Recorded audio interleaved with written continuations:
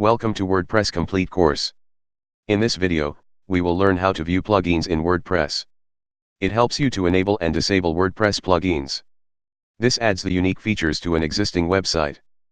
Plugins extend and enlarge the functionality of WordPress.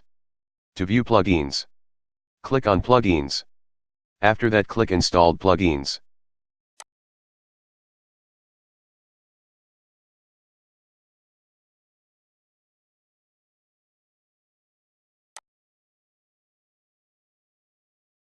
You will see the list of existing plugins on your site. A table of plugin and description is displayed. Names of the plugins are defined in plugin column and a brief description about the plugin is defined under description column. Active.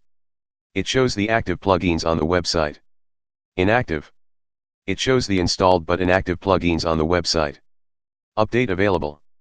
It shows if a new version is available or asks to update now. So this is the quick introduction about plugin section in WordPress.